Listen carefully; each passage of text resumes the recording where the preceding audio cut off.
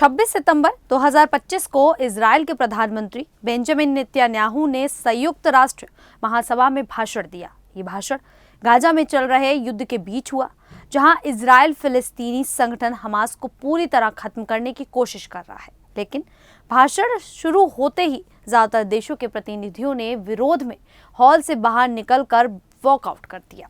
Hall लगभग खाली हो गया और सिर्फ अमेरिका जैसे कुछ सहयोगी देशों के लोग रुके। इससे पहले 25 सितंबर को अमेरिकी राष्ट्रपति डोनाल्ड ट्रंप ने इजराइल को बड़ा झटका देते हुए कहा कि वो वेस्ट बैंक पर कब्जे की इजाजत नहीं देंगे। ट्रंप ने यह बयान ओवल ऑफिस में पत्रकारों से बात करते हुए दिया। अभी तक ट्रंप इजराइल के सबसे बड़े समर्थक रहे, लेकिन अब अचानक नेतन्याहू को चेतावनी क्यों दी?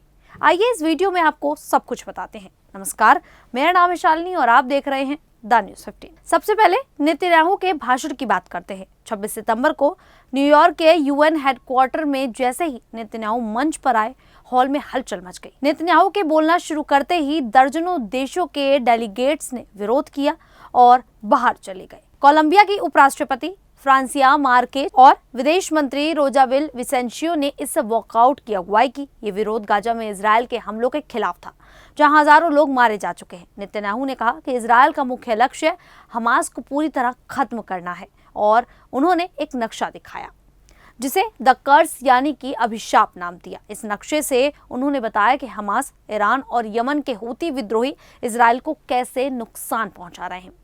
नेतन्याहू ने कहा, हम हमास को जड़ से उखाड़ फेंकेंगे क्योंकि ये आतंकवाद का केंद्र है। उन्होंने ईरान को क्षेत्र में अशांति का जिम्मेदार ठहराया और हूतियों पर भी हमला बोला। लेकिन सबसे ज्यादा विवाद फिलिस्तीन को राष्ट्रीय मान्यता देने वाले देशों की आलोचना पर हुआ। उन्होंने कहा कि ऑस्ट्रेलिया, कनाडा, फ्रांस, ब्रिटेन जैसे देशों का फिलिस्तीन को देश का दर्जा देना पागलपन और शर्मनाक है।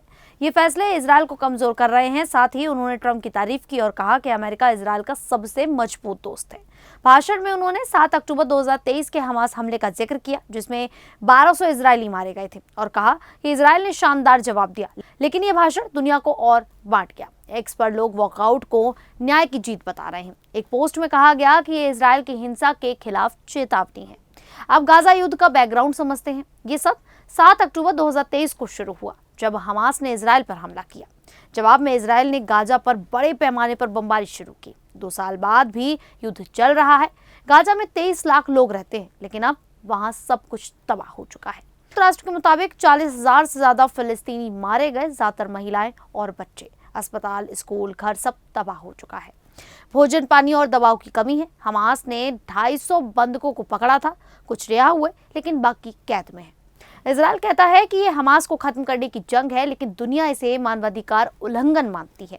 इसी महीने यूएन की एक जांच में कहा गया कि इजराइल ने गाजा में जनसंहार किया।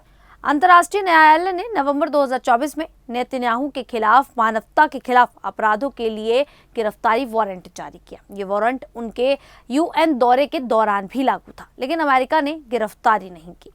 यूरोपीय संघ अब इजराइल पर आर्थिक प्रतिबंध और शुल्क लगाने की सोच रहा है।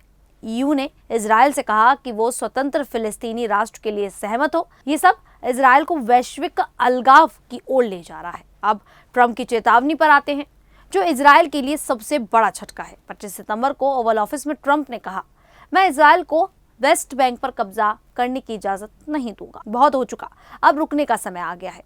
ये बयान नेतन्याहू के दक्षिणपंथी सहयोगी की मांग के खिलाफ था, जो वेस्ट बैंक को इजराइल में मिलाना चाहते हैं। ट्रंप ने कहा कि ये कदम मिडिल ईस्ट में शांति को खत्म कर देगा। वेस्ट बैंक क्या है? ये फिलिस्तीन का वो इलाका है जो जॉर्डन नदी के पश्चिम में है। यहाँ 30 लाख फिलिस्तीनी रहते हैं। 1967 के युद्ध में इजराइल ने इसे कब्जा लिया। फिलिस्तीनी कहते हैं कि ये उनका भावी देश का मुख्य हिस्सा होगा, लेकिन इजराइल ने यहाँ 100 से ज्यादा बस्तियां बसा ली हैं, जहाँ 5 लाख इजरायली रहते हैं। हाल ही में इजराइल ने एक नई बस्ती को मंजूरी दी, जो वेस्ट बैंक को 2 हिस्सों में बांट देगी। अगर इजराइल इसे कब्जा कर ले तो फिलिस्तीन का सपना खत्म हो जाएगा। दुनिया के ज्यादातर देश इसे अवैध मानते हैं। अभी तक ट्रंप इजराइल के सबसे बड़े समर्थक रहे हैं, लेकिन अब ट्रंप ने नेतन्याहू को चेतावनी क्यों दी? दरअसल ट्रंप ने जेरूसलम को इजराइल की राजधानी माना था और अब्राहम समझौते करवाए, जिससे इजराइल और अरब देशों के रिश्ते ठीक हुए। लेकिन अब हालात बदल गए हैं। मुख्य वजह अरब देशों जैसे सऊदी अरब, यूएई के नेताओं का दबाव है। इन नेताओं ने कहा कि वेस्ट बैंक पर कब्जा 2 राष्ट्र समाधान को खत्म कर देगा। ट्रंप को ये दबाव इसलिए झेलना पड़ रहा है क्योंकि वो अब्राहम समझौते को बचाना चाहते हैं और अरब देशों से व्यापार सुरक्षा के रिश्ते मजबूत करना चाहते हैं। साथ ही 2024 में कई देशों ने फिलिस्तीन को राष्ट्र के रूप में मान्यता दी, जैसे France, Belgium, Luxembourg, Malta, Monaco, Andorra, Ireland, Norway, Spain, Slovenia और अब 156 देश फिलिस्तीन को मानते हैं, जिससे अमेरिका और इजराइल अलग थलग पड़ गए हैं।